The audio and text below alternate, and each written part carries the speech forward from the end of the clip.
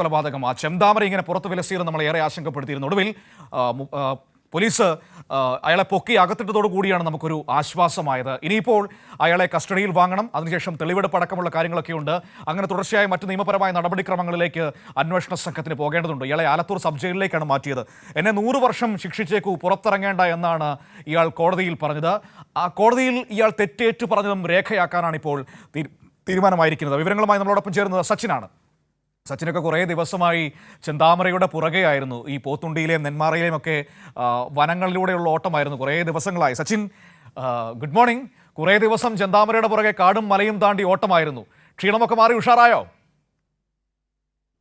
തീർച്ചയായും ഇന്ന് സന്തോഷത്തോടെ ഗുഡ് മോർണിംഗ് പറയാം മനു. അതെ, കുറേ ദിവസങ്ങൾക്ക് ശേഷം പാലക്കാട് നിന്ന് നമ്മൾ ആശ്വാസത്തോടെ ഒരു ഗുഡ് മോർണിംഗ് പറയുകയാണ്. നന്മയുടെ ഒരു ദിവസമാകട്ടെ സച്ചിൻ.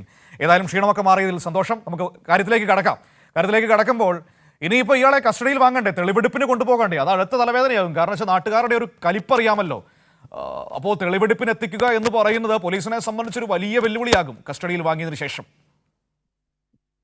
തീർച്ചയായും മനു, തിങ്കളാഴ്ച പോലീസ് കസ്റ്റഡി അപേക്ഷ കൊടുക്കുമെന്നാണ് ഇപ്പോൾ അറിയിച്ചിട്ടുള്ളത്. അതായത് ഈ കുറ്റകൃത്യം നടന്നത് അടക്കമുള്ള കാര്യങ്ങൾ പുനരാവിഷ്കരിക്കണം. അതിനാൽ തന്നെ വലിയ രീതിയിലുള്ള ഒരു ജനരോക്ഷവും ആ മേഖലയിലുണ്ട്. കഴിഞ്ഞ ദിവസം നമ്മൾ കണ്ടതാണ്. പ്രതിയെ പിടികൂടിയ സമയത്ത് തന്നെ നെന്മാറ പോലീസ് സ്റ്റേഷന്റെ ഗേറ്റും അതുപോലെ തന്നെ മതിലടക്കം ജനരോഷത്താൽ ജനങ്ങൾ തകർക്കുന്ന ഒരു സ്ഥിതി ഉണ്ടായിരുന്നു. ജനങ്ങളെ പിരിച്ചുവിടാൻ വേണ്ടി വലിയ രീതിയിലുള്ള ഒരു ശ്രമമായിരുന്നു പോലീസിന്റെ ഭാഗത്തു നിന്നും ഉണ്ടായിരുന്നത്. പ്രതിയെ പിടികൂടിയ സമയത്ത് പോലും ജനരോഷം ഉണ്ടാകും എന്ന കാര്യത്തിൽ സംശയമില്ലാത്ത പോലീസ് അത് കൃത്യമായി ഓപ്പറേറ്റ് ചെയ്തു എന്നത് തന്നെയാണ് ഏറ്റവും വലിയ പോലീസിന്റെ മിടുക്ക് എന്ന് പറയേണ്ടത്. കാരണം പോലീസ് സ്വകാര്യ വാഹനത്തിലാണ് പ്രതിയെ അന്ന് സ്റ്റേഷനിൽ എത്തിച്ചത്. അതുപോലെ തന്നെ സ്റ്റേഷനിൽ എത്തിക്കുമ്പോൾ അവിടെ ജനങ്ങൾ തമ്പടിച്ച് നിൽക്കുന്നതിനാൽ ജനങ്ങളെയും മാധ്യമ പ്രവർത്തകരെയും മാറ്റാൻ വേണ്ടി മഫ്തിയിലുള്ള പോലീസ് പുറത്തേക്ക് ഇറങ്ങി ബസ്സിൽ നിന്നും ഓടുന്നു. അങ്ങനെ ഒരു നാടകീയ രംഗങ്ങൾക്കാണ് അന്ന് രാത്രി 11 മണിക്ക് ശേഷം നെന്മാറ പോലീസ് സ്റ്റേഷൻ പരിധി സാക്ഷ്യം വഹിച്ചത്.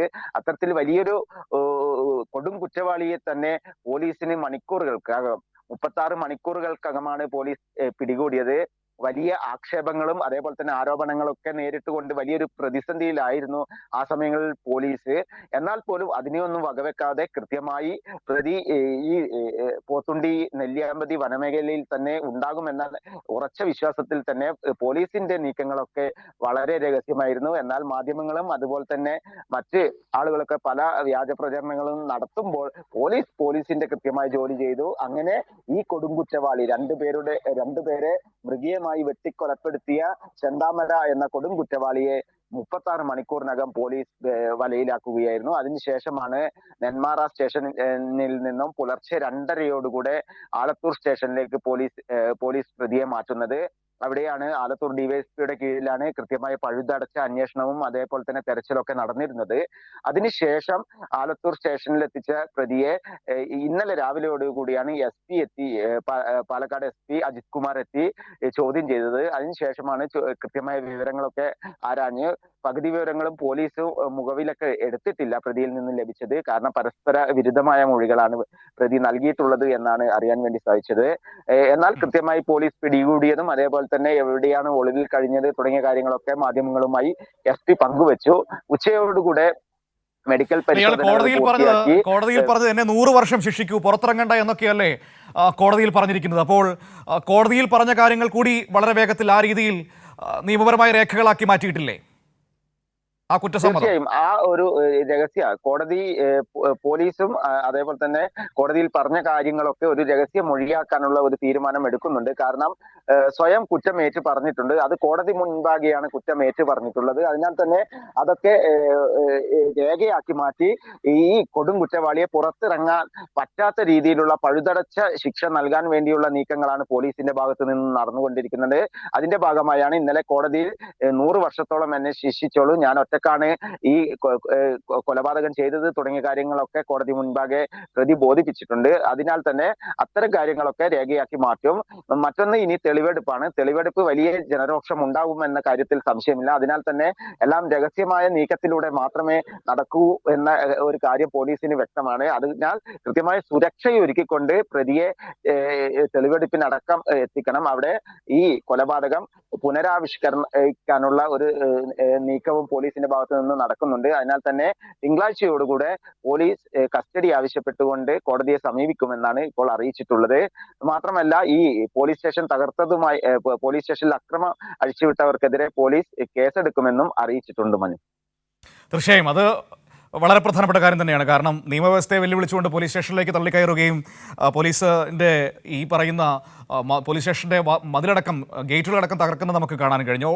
ഒപ്പം ഒരു കാര്യം കൂടി പറയേണ്ടതുണ്ട് സച്ചിൻ, അത് പറഞ്ഞു പോകേണ്ടത് തന്നെയാണ്. ഈ വിഷയത്തിൽ ഒരു SHOയ്ക്കെതിരെ, നെന്മാറ SHOയ്ക്കെതിരെ വകുപ്പ് തല നടപടി സ്വീകരിച്ചു കഴിഞ്ഞു, സസ്പെൻഷൻ നൽകി കഴിഞ്ഞിരിക്കുന്നു. കാരണം അയാളുടെ ഭാഗത്തുനിന്ന് വലിയ വീഴ്ചയുണ്ടായിട്ടുണ്ട്. അപ്പോൾ ആ വിഷയത്തിൽ കൂടുതൽ അന്വേഷണങ്ങൾക്ക് ശേഷം കടുത്ത നടപടിയിലേക്ക് തന്നെ പോകാനുള്ള സാധ്യതയാണോ ഇപ്പോൾ കാണുന്നത്?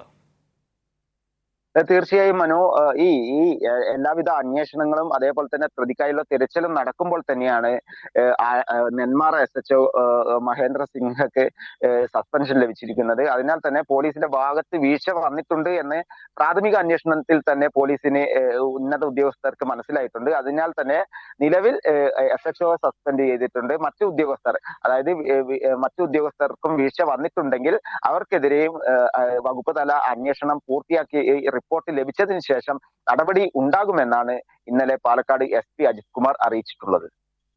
Okay, thank you Sachin.